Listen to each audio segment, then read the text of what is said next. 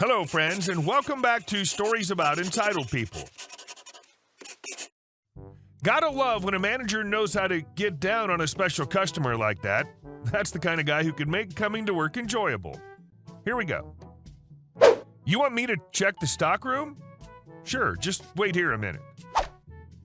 So this happened a few years back when I used to work at a department store in the UK.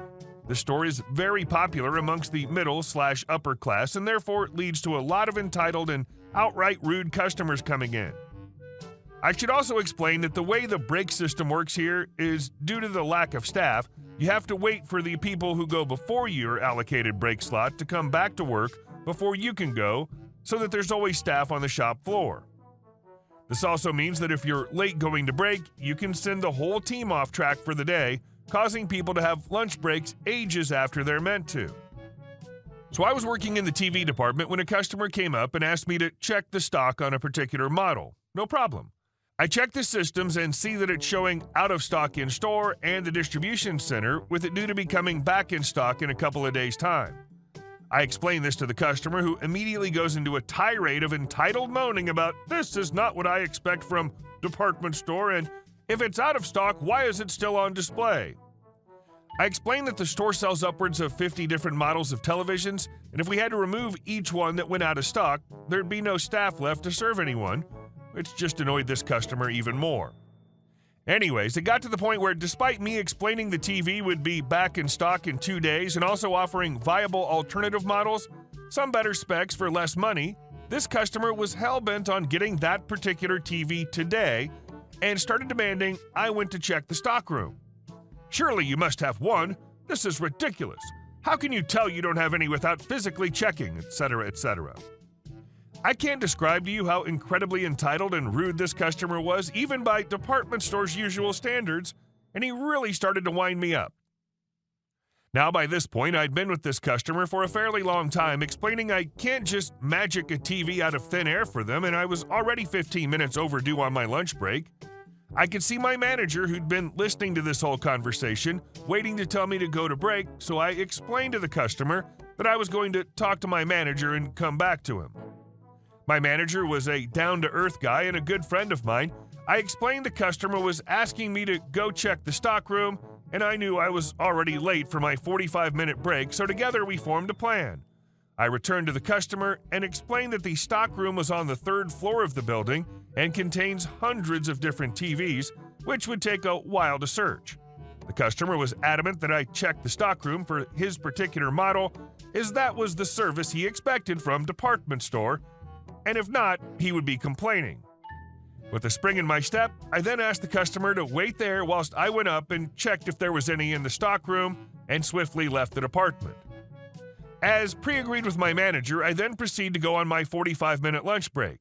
I had Subway, did a bit of clothes shopping, got some snacks for the team for when I went back to work, and generally took my time strolling around the town center.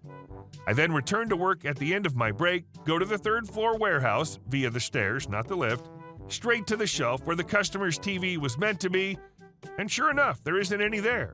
I then stroll back down 3 flights of stairs, stop for a glass of water, have a couple of chats with some colleagues, and then return to the TV department well over an hour after leaving the customer, who still stood there where I left him, looking extremely pissed off. I approached the customer, out of breath, and explained that I'd checked every TV in the warehouse and his wasn't there, at which point he erupts into a rage of rich person shouting, asking to speak to my manager, and saying I'd wasted his time making him wait for so long. My manager then walks over, introduces himself, and then explains he'd heard the entire conversation and that I'd already explained there was hundreds of TVs upstairs, meaning it would take a while. The customer looked as if he was about to explode with rage, but realized that he'd caused the wasted hour of his life, stormed out the shop, and, as far as I'm aware, never did get that TV. And our second story. Rude woman demands her favorite car space. Okay, short preface here. I'm an electrician, and for the last 3 weeks, I've been installing those parking sensors you see in car parks that indicate an open space with a red or green LED light. It's a fairly busy car park, 3 stories tall and right in the heart of the city. For each space, we need to drill the concrete overhead to install cable tray, so we have to block off sections of the car park to do so, without damaging the expensive cars that park here. To close off the sections, we simply use a mix of witches' hats and caution tape, as most people are respectful enough to not F us around. A few days ago, we had this woman roll up in a new Range Rover while my coworker and I were drilling. This startled us as she'd just driven straight through our barricade, which, while simple, is still impossible to not notice. She parks a few spaces down from us and gets her crap out, and we walk over to ask her to move, and the following conversation happens. CW equals coworker, Karen equals soon-to-be-sorry B, and me. Oh, and also, if you're a little confused by our abrupt and seemingly rude language, it's because we're Australian tradies and we don't care when it comes to people stuffing us around. CW, oi, you can't park here. It's why we closed it off. Karen, I always park here. I have an annual pass. This isn't a parking lot with reserved parking? Me, that has nothing to do with it. We're working here and debris will fall on your car if you park there, so move to another space. Karen, I'll be back soon. You can just work around me. I'm in a hurry. CW, no we can't. Either move or we'll work over your car. Karen, I don't have time. I'm late and there aren't any spaces left. Not true.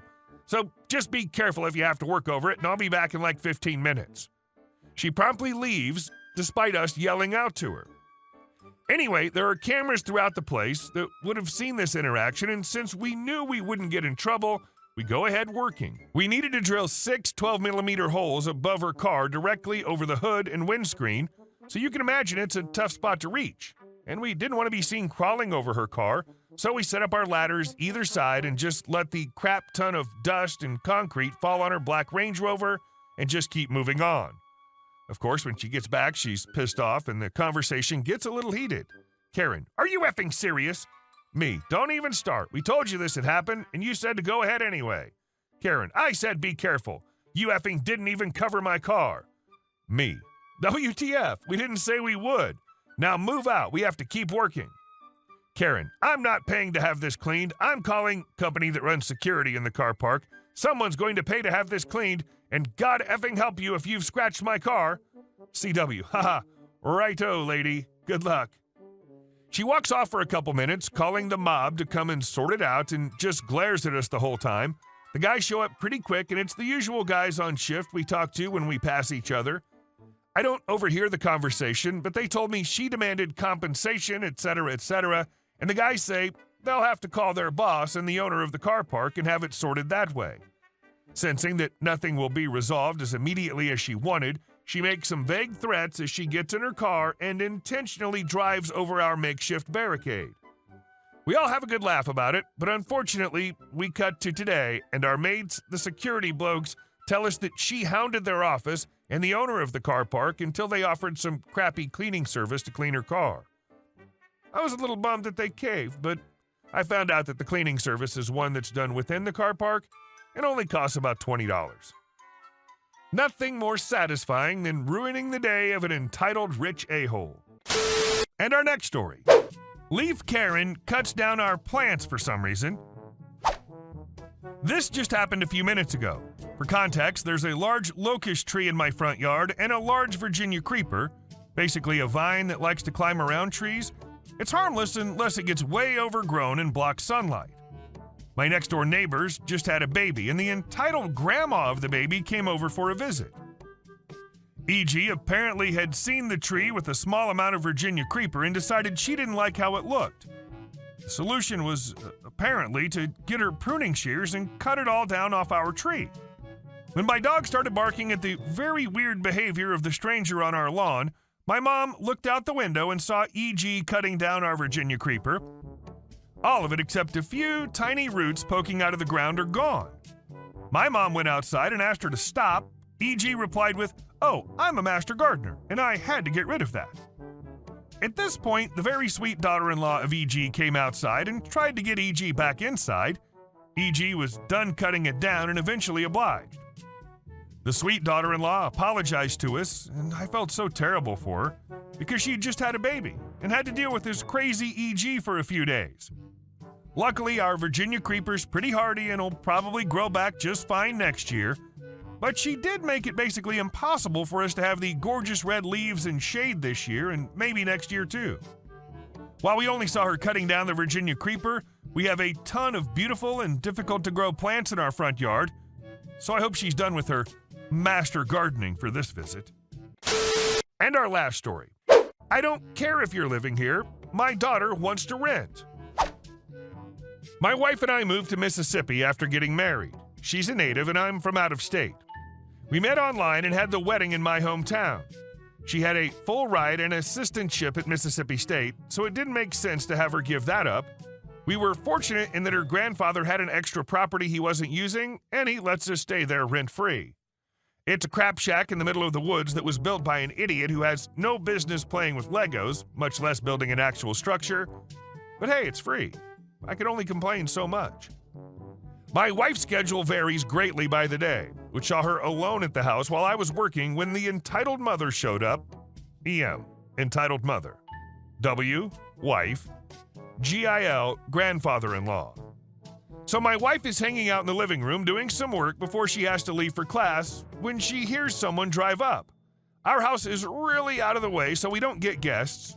She was going to get her handgun when she sees a slightly older lady walk by the window. Not seeing the threat, she went and answered the door when the knock came. W, can I help you? EM, yes, I wanted to talk about renting this place for my daughter. W, oh, sorry, but me and my husband are living here. EM, well, my daughter's in college and needs a place to stay. W, well, that's great and all, but like I said, I live here. EM, I was hoping to talk to grandfather-in-law. W, getting irritated. No, the house isn't for EM. I know him personally, you see, and I wanted to talk to him about renting. W, I don't care if you know him. Your daughter can't stay here. My husband and I live here. What aren't you getting about that? EM, young lady, I'm sure GIL won't appreciate that you're talking to me like this. W, I'm sure my grandfather won't give a damn that I told you your daughter is going to have to find another place to live. EM looks shocked at the mention that GIL is actually my wife's grandfather and she wasn't some random squatter living in his house. She huffs, turns on her heel, and goes back to her car. My wife goes back inside and uses a sturdy note card to create a sign that's taped to our door to this day. We are not and will not be renting. Edit.